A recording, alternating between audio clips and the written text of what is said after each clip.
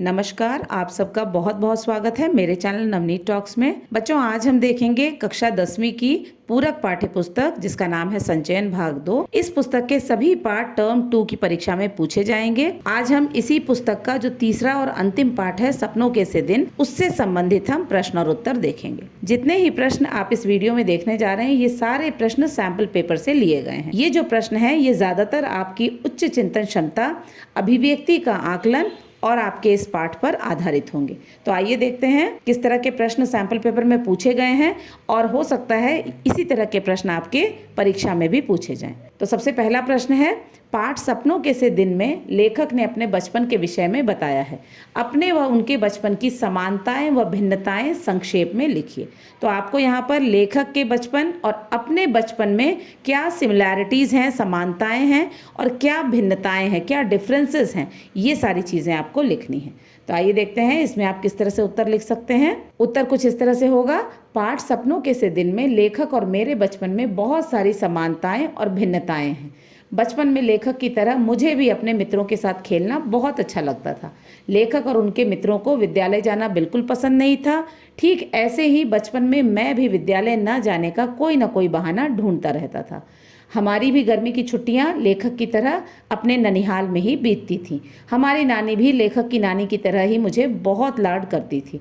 खेल कूद के चक्कर में मैं भी लेखक की तरह शिक्षकों द्वारा दिया गया गृह कार्य करना भूल जाता था और शिक्षकों की मार की डर से छुट्टियां खत्म होने से 1-2 दिन पहले किसी तरह अपना गृह कार्य पूरा करता था। लेकिन वहीं दूसरी तरफ लेखक और मेरे बचपन में बहुत सारी भिन्नताएं भी थीं।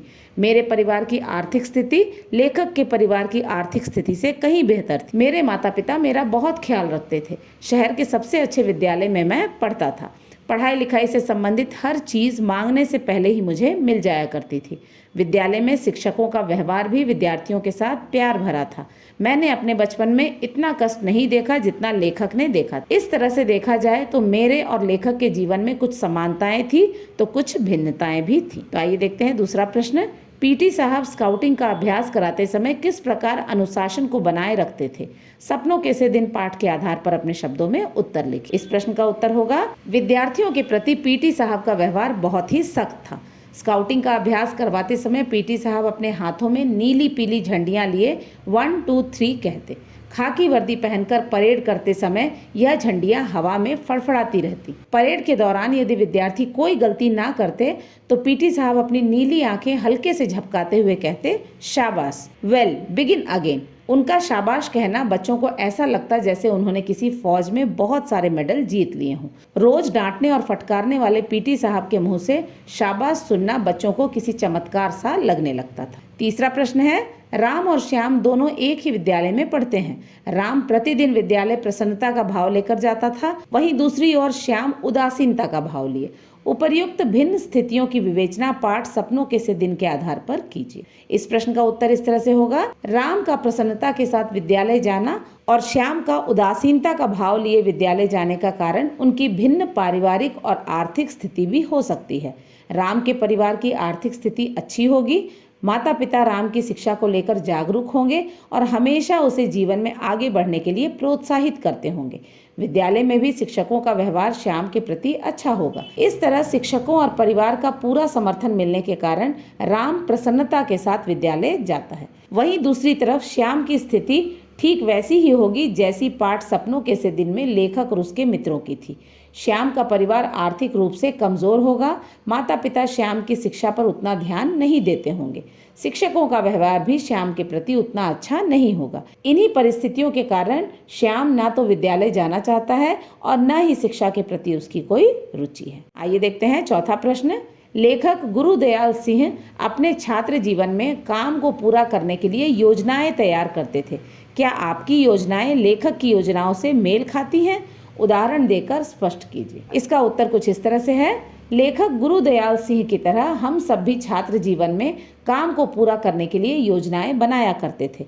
हमारी योजना भी लेखक की योजनाओं से मेल खाती हैं। गर्मी की छुट्टियों से पहले हर विषय के शिक्षक द्वारा गृह कार्य दिया जाता था, लेकिन छुट्टियां शुरू होने के बाद भी हमें उसे पूरा करने की कोई जल्दी नहीं होती थी।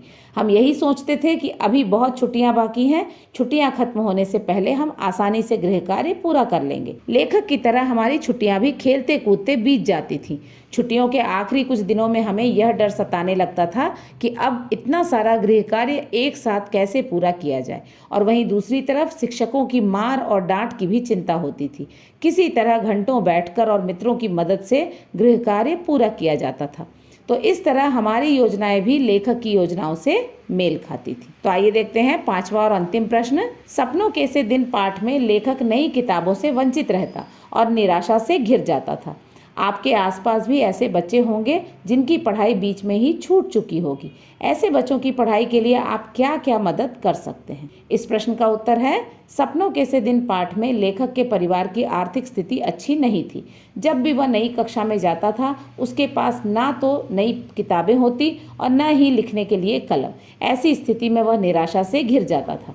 हमारे आसपास भी ऐसे कितने ही बच्चे हैं जिनकी पढ़ाई अपने परिवार की आर्थिक तंगी के कारण बीच में ही छूट जाती है। हमें ऐसे बच्चों की मदद अवश्य करनी चाहिए। मैं अपने मित्रों के साथ अपनी पुरानी पुस्तकें ऐसे बच्चों को दूंगा जिससे वह पढ़ सकें। शिक्षकों या माता पिता की सहायता से ऐसे बच्चों के अभिभावकों को शिक्षा के महत्व के बारे में समझाया जा सकता है। हर बच्चे को शिक्षित करने के लिए सरकार द्वारा कई कार्यक्रम चलाए गए हैं, जिनके अंतर्गत हर बच्चे को मुफ्त शिक्षा देने का भी प्रावधान है।